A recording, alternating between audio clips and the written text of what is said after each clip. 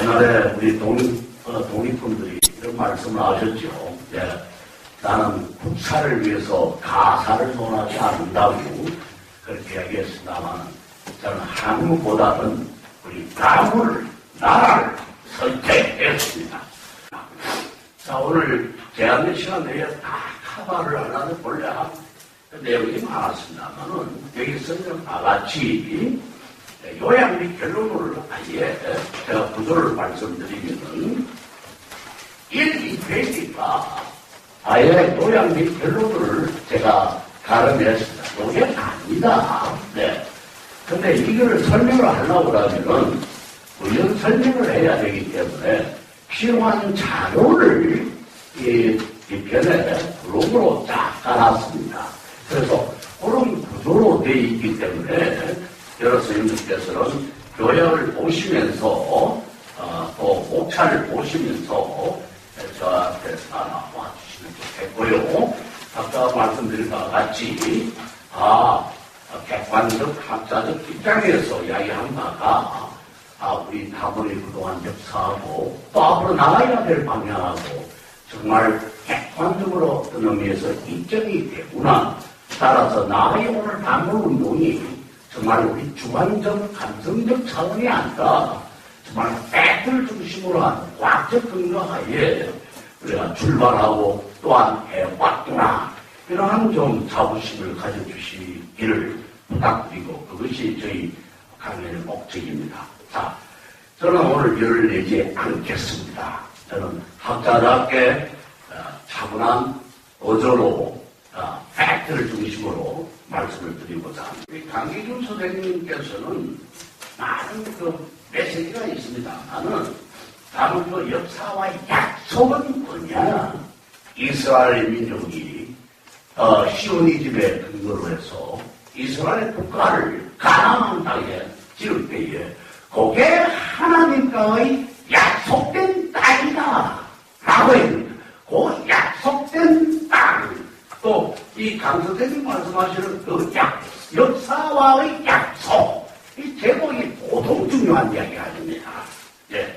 그래서 이 강기준 선생님은 뭐라고 말씀하시냐면은 우리가 가야 될 길은 만주와 시베리아로 진출을 해야 된다라는 이야기입니다. 그리고 이거는 영토적으로나 군사적으로가 아니라 경제적으로 또한 문화적으로 이 만주를 우리 민족의 경제권, 문화권, 생활권으로 결합시켜야 한다. 이런 말씀입니다. 또 하나 참 좋은 말씀은 이제 민족을 부르짖으면 대개 국수주의로 흐르는 그런 문제가 있습니다. 그럼 지금 세계는 글로벌라이제이션인데 세계화인데 이게 상호 갈등적인 관계가 있지 않느냐. 당시에는 아마 몇천 년 전 민족만 탈환하고 고구려 땅 이렇게 폄하될 가능성이 있는데 우리 강기준 선생님께서는 뭐라고 말씀하신가 하면 이게 저는 경제학자인 저한테 아주 터치 감동을 주었습니다. 세계화와 민족주의는 배치되는 개념이 아니라 상호 보완, 동행, 함께 가는 길이다 라고 이야기를 하셨습니다. 이 말은 역사 교육을 세계화 시대 일수로 민족 역사 교육이 선행돼야 된다, 배면돼야 된다 이런 말씀을 하고 계셨습니다. 저는 여기서 더 요약할 내용이 없다고 생각합니다. 그 다음 그만큼 분명한 말씀을 메시지로 전하고 계신다는 이야기입니다. 중국의 우리 고문으로 있는 사람들이 연락을 받으면 이렇게 이야기를 하고 있습니다. 지금 한반도 통일이 눈앞에 와 있는데 대한민국 사람들은 그 자체를 느끼지 못하고 있다. 이런 이야기입니다. 저는 썸짓한 생각을 하고 있습니다. 그 이야기를 딱 느낌이 보면은 중국은 곧 북한의 문제에 대응해서 철저한 준비를 쫙쫙 해보고 있는데 그러한 시점이 언제 되려고 생각하는가 하면 바로 내년이라고 생각하는 겁니다. 그럼 2012년도는 어떠한 의미를 갖고 있느냐? 되게 이야기 안 하겠습니다. 나도 짧게 강하게 하는 이야기입니다. 이 한반도를 중심으로 해서 미, 일, 중, 러, 남한 이 5개 국가가 2012년도에 다 정권이 교체되는 시점입니다. 저 북한은 언제 바뀔지를 모르는 거죠. 선거가 없는 곳이니까. 그래서 이 이야기가 힘의 공백처럼 늘어난다는 이야기입니다. 혼란과 혼미의 그러한 이 뒤터널로 진입한다는 이야기입니다. 이럴 때에 예측 불허의 어떤 사건이 안 발생한다는 보장은 없다는 그런 이야기입니다. 그러한 조짐이 이 동북아에 일어나야 되는데 지금 아랍에서 막 터지고 있는 거 아닙니까? 이 바람이 언제 동쪽으로 올지도 모릅니다. 해서 제 이야기는 아까 여상한 선생님 말씀을 다 들어서 이 말씀을 드리는 겁니다. 그러나 우리 대한민국은 과연 통일을 위한 준비가 돼 있느냐? 통일에 대한 총사진이 있느냐?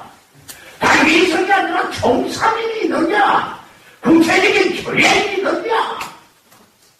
좀 더 구체적으로 말씀드릴게요. 1989년도에 이 홍콩 이야기가 막 나온다가 1989년도에 해물도 폴 수상이 뭐를 만들었습니까? 동서독 통일의 10개 프로그램을 제시했습니다. 그 프로그램에 의해서 플랜이 아니라 블루프린트 정사진이 아니라 프로그램 아주 디테일한 이야기입니다. 그 10개 프로그램에 의해서 통일을 프랑스를 갖다가 안심시키고 영국을 안심시키고 심지어 그 당시 미국을 꼬셔가지고 러시아에게 뇌물 주면서 콜수상이 대외적 변수를 컨트롤하고 또한 동독에 이러한 약속을 하면서 우리 게르만 민족을 통일해야 정관석화스로 그런 전환기적인 상황이 있을 때는 정관석화로 해쳐야 통일이 되는 것이지 머뭇머뭇거리고 이쪽저쪽 회의밖에 찾아보면 안 되는 겁니다. 그럼 제 우리 남북한 통일에 대한 10개 프로그램이 있느냐? 통일 여론도 있고 국가기관도 많지만은 10개 한 통일 프로그램 한반도의 경우에 있느냐? 대한민국 많은 학자가 있지만 여기에 대해서 연구한 사람이 있느냐? 그 이야기입니다. 그러니까 아까 우리 강기준 원장님께서 뭐라고 말씀하셨습니까? 여러분 기억하시죠? 저는 예선은 그때 안 왔습니다. 가장 못쓸 정치인이 뭐냐? 지도자가 누구냐?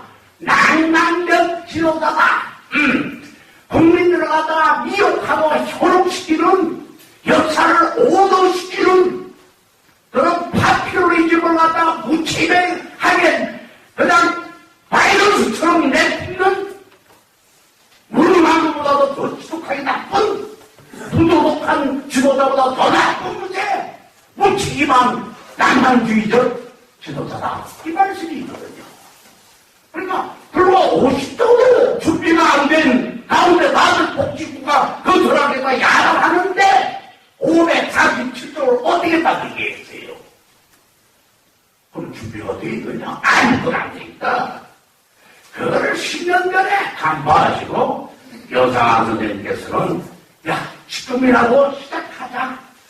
국민 1인당 1달러씩 준비해 나가자 라는 운동을 제창하셨다라는 이야기. 지금까지는 강기준 선생님하고 여상한 우리 대선배님의 두 분에 대한 사상적 그러한 인호라를 제 나름대로 그 의미를 부여함으로써 같이 공감을 했다라는 그런 이야기입니다. 그럼 다시 목차를 넘어갔어요. 목차를 넘어가면은 제 2장에 이런 이야기를 제가 썼습니다. 그러면 다음의 꿈은 호환된 것인가? 예. 아까 강기준 원장님께서 우리가 경제적으로 문화적으로 우리가 우리의 권력을 되찾다는 말씀이 있지만 그래서 고구려의 땅을 시리아를 되찾다는 것입니다만은 그다음 가문의 꿈이 과연 호황된 것인가? 이게 참 내가 1995년 이후에 다운운동을 했습니다. 벌써 15년째, 16년째입니다. 예.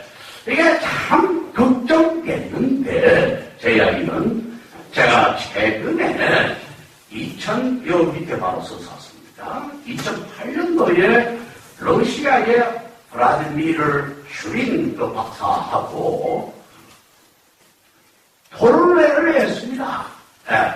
이 평화재단이 초청을 했는데, 그게 저는 학교하고 집하고만 왔다 갔다 하는 사람이라서 서울시내도 안 돌아다니고 그래서 잘 모른다만 이 강남의 버스 터미널 그 옆에 이제 붙어 있는 무슨 큰 뭐 호텔이 하나 있잖아요. 그게 무슨 호텔이에요? 그게 무슨 뭔가 그러는데 거기서 이제 토론회를 했어요.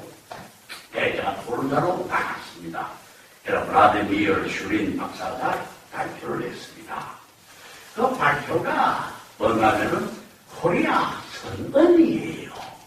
이 코리아 선언이 뭔가 하면은, 제가 바로 당사자였기 때문에 제가 그대로 적나라하게 말씀을 드릴 수 있습니다. 평화재단이라고 하니까 평화통일재단입니다. 네. 이번에 메시지가 결론부터 이야기했습니다. 저는 길게 이렇게 마지막 결론 때리는 그런 필법은 아닙니다. 결론 먼저 가문의 꿈은 호황된 것이 아니다. 이거는 실현 가능한 것이고 단절히 해야 되고 실현해야 되는 거고 그다음 또 하나는 한국이 필요해서 하는 게 있지 않나? 러시아가 생존 변정하기 위해서 그네들이 필요로 하는 것이고 그네들이 한국을 원하고 있다. 이 코리아 소리입니다. 결론입니다. 그에 대한 부연 설명을 제가 좀 드리겠다. 블라디미르 슈린 그 박사는 러시아의 사회문제연구소 소장입니다. 한국 태권도도 한다고 그러고, 빗장 맞은 사람이 전형적인 스탈린 시대의 하자 그런 품을 보이는데, 이번에 논술하는 게 이런 겁니다. 러시아는 망한다. 망하고 있다. 이런다. 왜 망하느냐? 이게 특별한 시각입니다. 요 말씀을 들으면, 다음으로는 정말 호황된 꿈이 아니다! 라는 객관적인 에비던스를 열어서 가서 주셔야 됩니다. 유엔에서 2005년, 6년도에 유엔이 러시아를 인구 구조 변동을 분석해서 발표했습니다. 2050년 되면 현재 1억 4천만 인구가 이 3분의 1로 바꿔준다 하는 이야기입니다. 5천만 정도밖에 안 된다는 이야기예요. 이게 러시아의 국교를 보세요. 독수리입니다. 그런데 독수리 쪽으로 희한한 게 눈이 이쪽으로 가 있고 하나는 이쪽으로 가고 있어요. 독수리는 이렇게 봐야 되는데 이렇게 찢어져 있다고요. 이게 왜 그러나 유라시아라서 그렇거든요. 한쪽으로는 저기 유럽을 보고 한쪽으로는 저쪽에 동쪽을 북동을 본다는 이야기입니다. 그게 다 러시아 땅이다 이게요. 이게 러시아 국기가 러시아 독수리가 눈이 약소리를 앞에 없어요. 예. 그런 광야란 러시아의 영토를 갖고 이걸 지킬 인구가 없다. 자꾸만 줄어진다는 얘기입니다. 그래서 이번에 이건 러시아의 사형선거다. 이렇게 이야기를 하고 있고요. 그 다음에 이제 러시아인들이 줄줄이 극동 시베리아 지역을 떠난답니다. 그런데 중국 사람이 25만 명이 계속 합법적으로 이 러시아 극동 지역으로 이주해 가고 있습니다. 그러나 그건 아예 중국 제법으로 아예 그냥 도배짓을 해놨습니다. 그리고 동서평은 뭐라고 이야기하는가 하면은 이런 말을 했다. 무서운 말입니다. 자, 그대로 읽습니다. 중국은 총 한 방 쏘지 않고 러시아를 점령할 수 있다. 중국 군인 수백만 명이 국경 넘어 러시아 쪽으로 통합하면 문제는 조용히 해결될 것이다. 러시아는 이들을 먹이는 것만도 감당하기 어렵다. 그리고 조용히 러시아는 물러날 것이다. 그렇게 중국도 안 된다는 얘기입니다. 극동하고 러시아, 그 시베리아 지역이. 이거를 슈리 박사가 지적하면서 소련에서 모스크바에서 먼저 발표를 했어요. 그래서 KGB한테 끌려가가지고 굉장한 문초를 받았어요. 그래갖고 학자니까 진술한 마음으로 다 이야기했죠. 그게 러시아 정부에서도 놀란 거예요. 그때부터. 그래가지고 우리가 그 정보를 알고 슈린 박사를 초대를 해가 조선일보가 또 연재도 하고 저런 토론회를 하고 저거 우리 한국이 어디서 이 슈린 박사가 머릿속에 뭐가 들어가 있는가를 쫙좀 끌고 달라고 해서 제가 토론자로 같이 붙었던 적이 있습니다. 그래서 그분의 염려를 조금 더 말씀을 드리겠습니다. 러시아 극동 지역은 전체 영토의 36%를 차지하지만 인구는 불과 5%인 700만 명 정도에 불과하다. 즉 무주공산이다. 이런 이야기입니다. 그리고 그 아무로 강을 넘어가지고 중국의 동부 삼성은 상주 인구가 1억 명이나 된다. 이런 이야기입니다.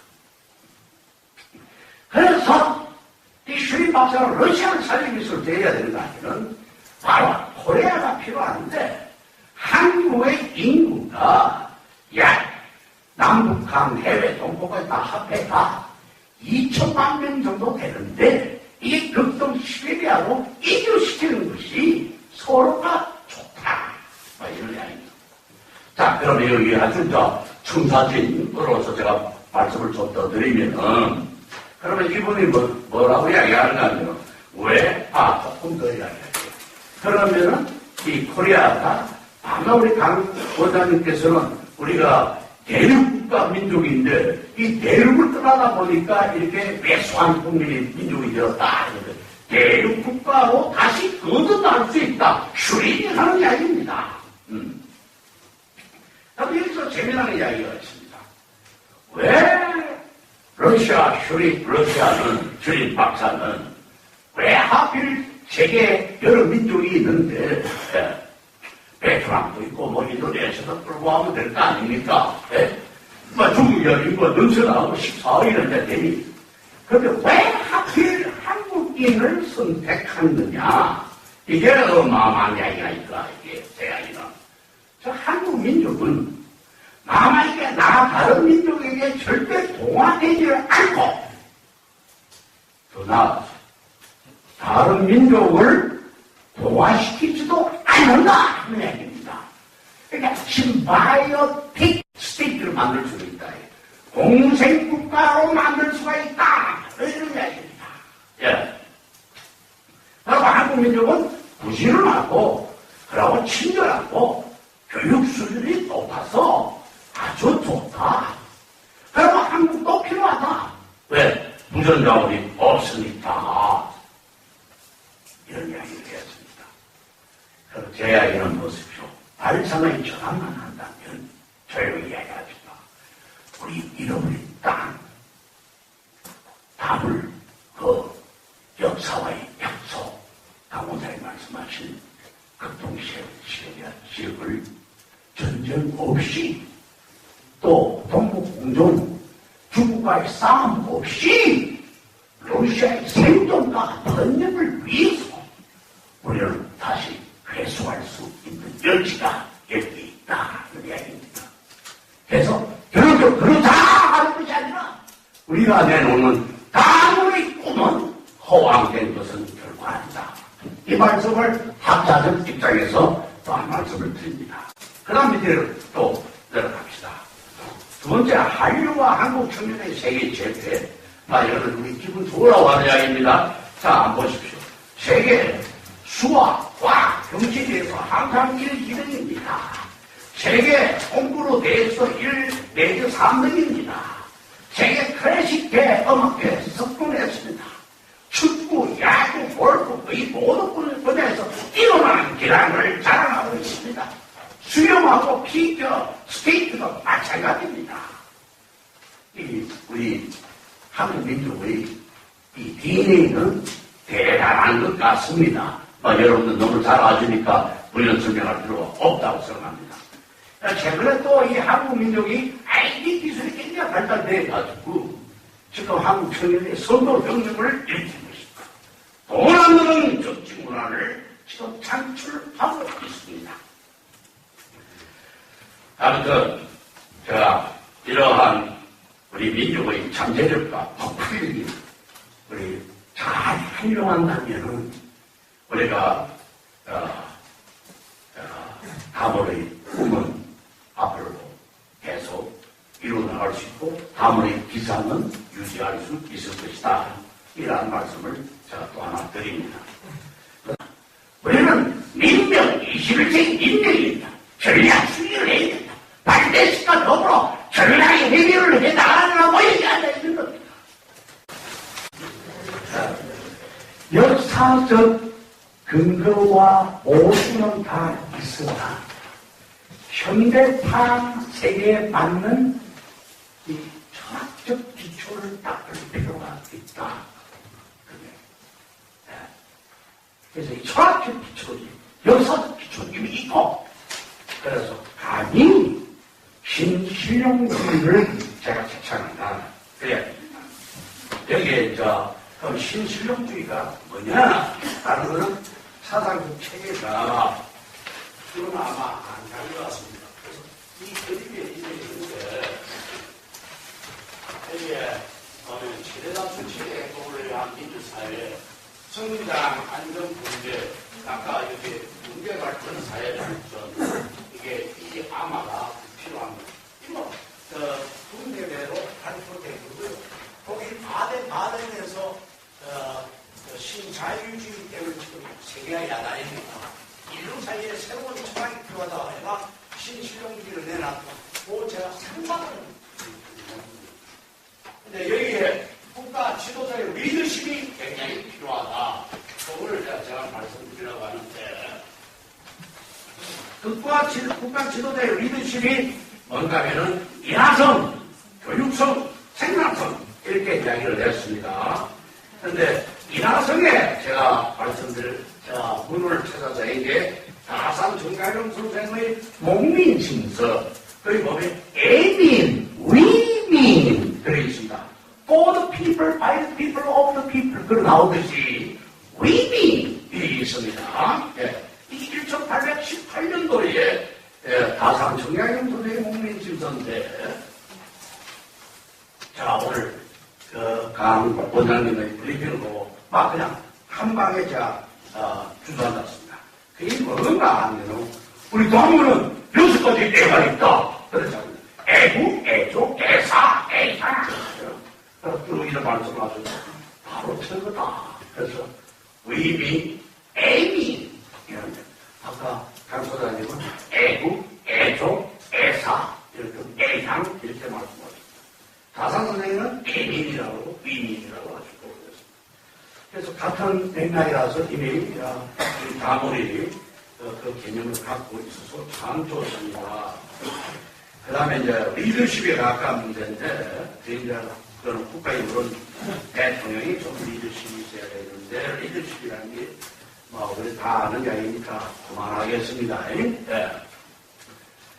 그거는 꼭 필요한 리더십 운동이 우리 다문에게 위해서 필요하다. 세계의 신자유주의에 대응한 새로운 인류의 철학으로서 네오파이브 마티전 신실용주의를 부르시는 제 입장에서 이 속에는 자유평등 파괴다. 평등은 뭡니까? 진보고 자유라는 뭡니까? 보수합니까? 이걸 다 끌어안아야 되고 손문에 삼민주의와 플러스 대행님의 자유평등 파괴. 그러면은 뭐냐면 보수와 진보 다 필요하죠. 다만 보수는 어떤 가치를 우리가 지켜야 되겠느냐라는 이야기고 그건 우리가 역사의 주체적이고 그 민족 주체적이죠.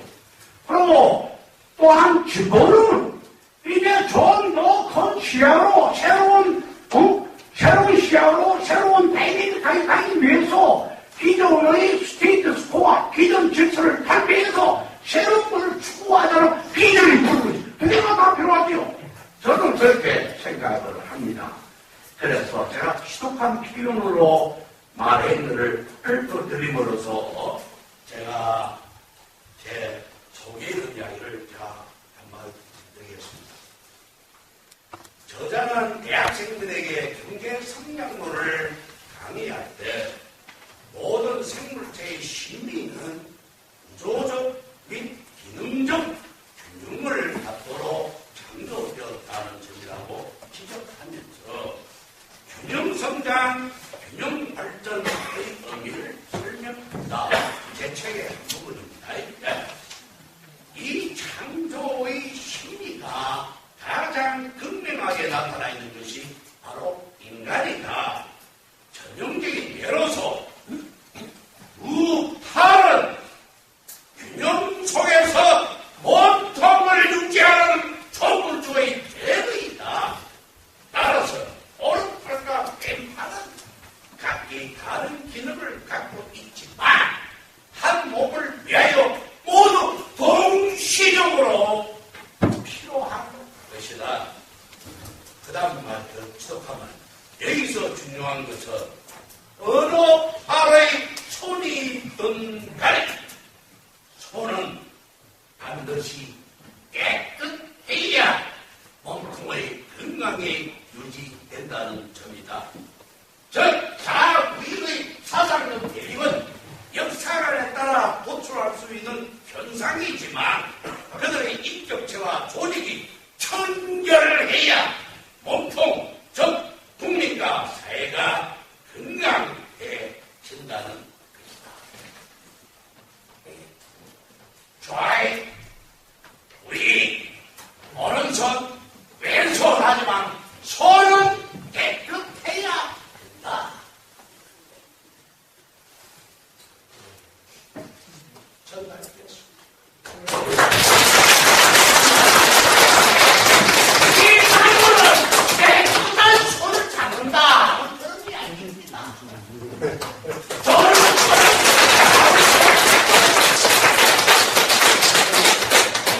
근데 이게 여러분 올리실 거예요. 제가 통일이 민족의 수호이라 해놓고 저희 우리 가문의 연구 과제를 말씀하는 겁니다.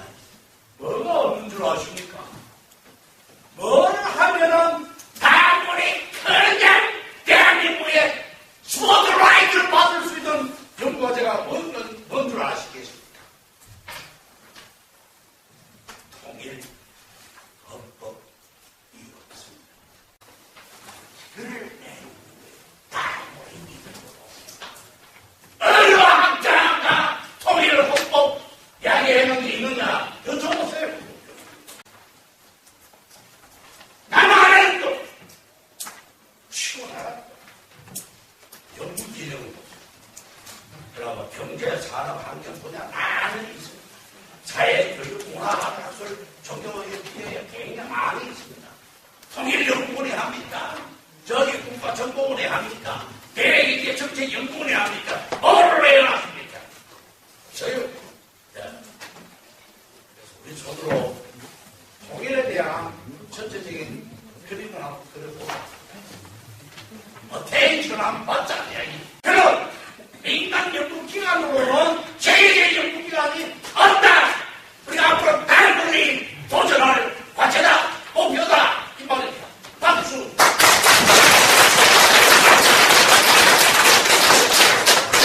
그다음에 이제 교육은 뭘 할 거냐? 제가 이제 국가 지도자 얘기하면서 이걸 했는데 이미 또 가고 다니면서 다 했죠. 그래서 마시다 정영숙을 저는 굉장히 좋아합니다. 그래서 마시다 정영숙이 마시다 고런스케가 위대한 것은 이분이 1915년도에 우리나라 돈으로 700억 원을 아시아 지배가 곧 오니까 이러면서 쾌척회가 만드는 게 정영숙.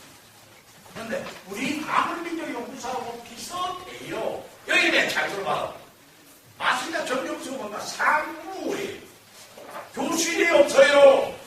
교재가 없어요. 지도 교수가 없어요.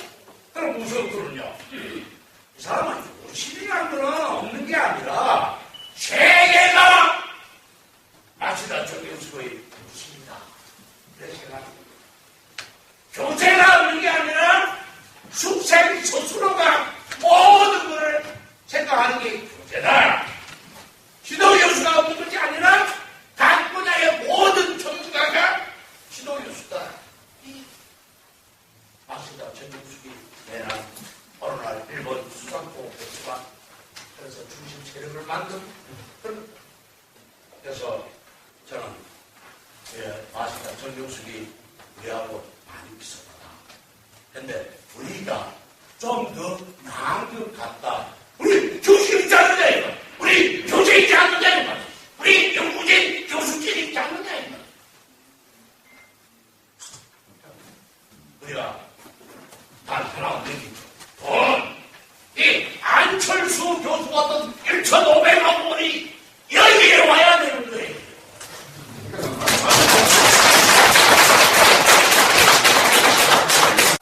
우리는 시민운동으로, 민족운동으로 여기 산청에만 있을 게 아니라 본부로 여기 있대. 대한민국 만주가 바로 우리 활동 무대가 바로 돼야 된다. 그러냐. 사는 꿈꾸는 자의 것이다. 우리 다음번에 말씀을 인용합니다. 꿈은 이런 것입니다. 우리 당연히 제가 15년 전에 제가 여기 타인을 요청받고 하죠. 아무도 없었어요. 어디 이런 자리, 멋진 자리가 있습니까? 수유리에 무슨 호텔, 다른 호텔에서 여물띠에 조그마한 공간대가 거의 소리 다니에 이거 얼마나 없었습니까? 네. 이제 우리가 탈목할 만한 성장 발전을 해. 또 우리 이러한 이런 시대의 이 코골이 하늘의 소명이 정말 우리한테 방금만 해도 보통 우리에게는 기회가 아니라 역사는 꿈꾸고 도전하는 자만의 것이라는 말씀을